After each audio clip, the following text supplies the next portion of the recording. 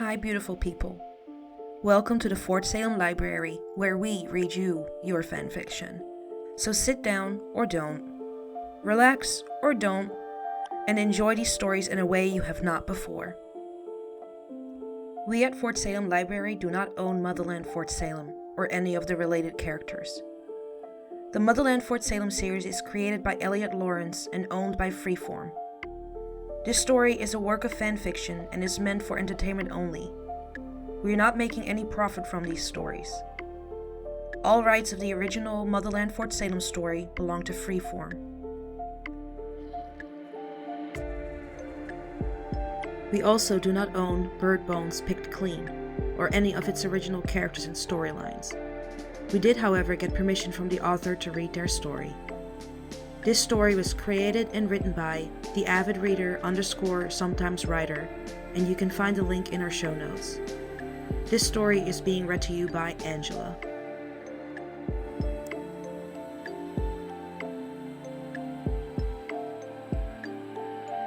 Bird Bones Picked Clean, Chapter 3, Steady Fall. Abigail was stopped by her blonde sister just before they're set to attend the memorial, where Abigail's being expected to give the eulogy. She's been extra protective of both of her sisters since they'd nearly tackled her as soon as she stepped off the bat, but the smallest of them especially so. Every time she remembers the way Libba's body had looked in the chopper, it makes her think about Brielle and how small death would make her look too when it stripped her of everything she hides behind. They'd all clung to each other then, and again later that night too, in the safety of their dorm room. Abigail and Telly had dragged Abigail's bunk over next to Brielle's to make room for all of them, and they'd fallen asleep in a pile of limbs and blankets. They'd all needed reassurance. Brielle looks like she wants to say something, so Abigail waits but nothing comes, and she only looks up at the taller witch apologetically. "It's okay. Whatever it is, it's okay. You'll tell me when you can," the blaster promises, before leading them down through the field of white headstones. The small party, if you could really call it that, disbands in the wake of Tally being summoned for a booty call by Garrett via Bird. Their guests all file out, and it leaves just Abigail, Brielle, and the still relatively full flask between them. They've moved to sit side by side on the blonde's half of the double bunk, their backs against the wall and their shoulders brushing, as they sit under the shadow of Tally's bunk above them. They pass the flask back and forth, Abigail continuing to chuckle at the face her sister keeps making after every pull she takes from it.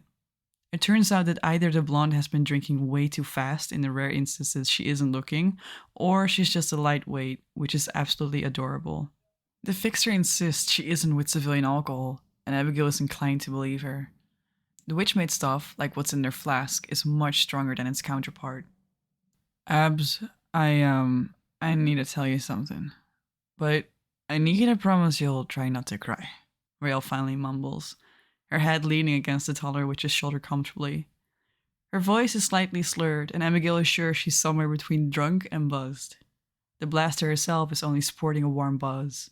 She's got a tolerance from stealing sips during high Atlantic functions during her younger teen years. "Is this the same thing you were trying to tell me before the memorial?" Abigail wonders curiously, tilting her head to lean against her sisters. "Yeah, but you gotta try not to cry. I'm not saying you can't cry, I'm just warning you that I don't know how to deal with crying girls, let alone crying sisters. So I might fuck up, and I'm sorry. It's okay to cry if you need it, though. Crying's healthy or something." The blonde rambles worriedly, sounding more and more anxious about whatever it is.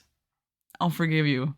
Spit it out, shitbird," the taller girl chuckles softly, taking her hand and lacing their fingers together. She hears her sister inhale shakily and squeezes her hand reassuringly. "Okay, sorry. I tried to fix Libba and kept her alive before the field medics got to her, but she gave me a message for you, and I haven't been able to figure out how to say it," Rael admits quietly, and Abigail waits patiently for her to go on. She wanted me to tell you that she'll be waiting on the other side to kick your ass when it's your turn. Abs, I'm sorry. I am so sorry. I tried. I tried to fix her. I did. Her unit was already gone, but she wasn't, and I tried. I swear I did, but it was so bad, the blonde continues, the words descending into a desperate ramble, and Abigail's throat feels tight. Her eyes prick with tears, but she makes soft shushing noises and continues to gently squeeze her sister's hand. Thank you for telling me. It's okay, Rael. You did everything you could. You're a fantastic fixer for someone who grew up civilian, but you're still learning. The field medics couldn't even help her. You could have died. You could have died. You could have just killed yourself, like with that Porter kid. I know you meant well, but you can't do shit like that, the High Atlantic scolds gently, even as her chest tightens at the thought. I'm a fixer. I fix. Just like my mama taught me to. It's what I've been doing since I was big enough to walk and follow my mama and Quinn around. I wanted to help them, so one day they started to teach me. The smaller girl shrugs in reply. Can I ask who Quinn is? The blaster inquires softly, pulling them away from the horrors of yesterday. She is curious to hear what comes next. Her sister is always so reluctant to share anything about her life before enlisting, or even just her home life at all, outside of vague, nondescript answers. Quinn is my mama's best friend. They always said they were sisters. She's the closest thing I actually got to an aunt, because my blood aunt turned her back on my mama for marrying my pops. Quinn's a witch. I don't know if they served together, or if they grew up together, or if she's a Dodger, but I never asked, and I don't really care. She always looked after me, and my pops was at work or something, and Mama sent her letters almost more than she sent them to me. She picks in on him every so often, now that I'm gone too. Quinn's like family to Pop and me. She's a fixer as well, and she fixes the same way I do, but I'm better. We used to heal people who needed around the community for extra cash. It was cheaper, quicker, and much more thorough for them to have a witch fix them than it was to go to a doctor. Some folks were still afraid of us, but most didn't mind, Rael explains, speaking fondly of her surrogate aunt. She sounds like good people, caller, Dodger or not. It's actually a bit impressive that you've been able to use work from that young. All baby witches show signs of the blood, but to be able to actually do something with it, I've never heard of that before. We're usually taught to try not to break things with their own voices at that age. Most say it's way too young for us to be able to do anything that requires more control with it, Abigail muses thoughtfully through a yawn. Apparently it runs in the family. Mama said she started young too. The blonde murmurs, sounding sleepy.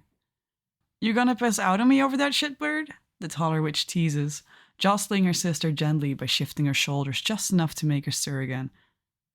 Nah, I'm fine. The fixer shakes her head against the shoulder she's leaning on, and the taller girl only hums in reply. It's a lie, and they both know it, but Rael's too comfortable to move, and it's such an innocent falsehood that Abigail decides to let her have it. She'll never say no to having either of her sisters at her side in any capacity. They're hers. She can already feel the way her sister's leaning more heavily against her, and how she's slowly becoming more sluggish while her breathing starts to deepen and slow. The alcohol makes the blonde a bit warmer to the touch than usual, but Abigail enjoys the extra sign that her sister is there, that she's safe and sleeping by her side. Something deep in her whispers, almost inaudibly, that it's where she belongs, where they both belong, and she's content to ignore it in favor of waiting and listening as the smaller witch finally fades out into the peace of sleep.